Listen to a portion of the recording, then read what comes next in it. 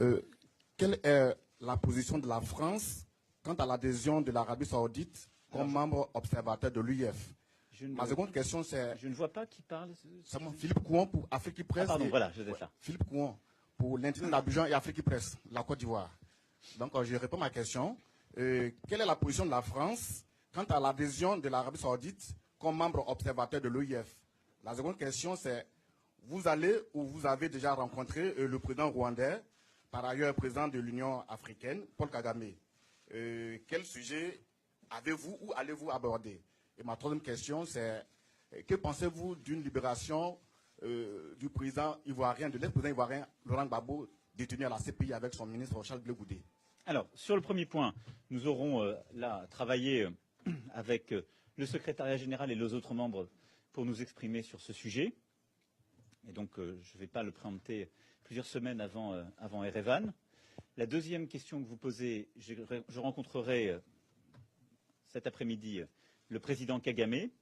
Nous allons parler, d'une part, de la relation bilatérale et des sujets de développement économique, d'autre part, évidemment, des crises régionales et du rôle de l'Union africaine, puisqu'il est président en charge de l'Union africaine.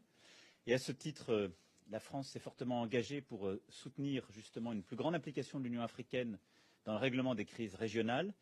Et tout particulièrement, nous nous sommes engagés pour qu'il y ait justement une action plus intense des Nations Unies. Nous y reviendrons là aussi durant cet après-midi lors d'une session ad hoc, mais je l'ai évoqué dans mon discours.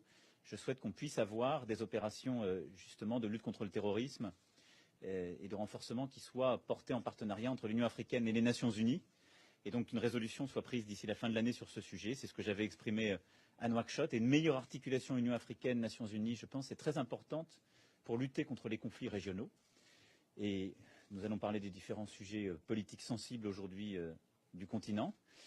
Et nous parlerons sans doute aussi de la francophonie, puisque le président Kagame défend au titre de son pays et de l'Union africaine une candidature que nous soutenons, comme vous le savez, au secrétariat général.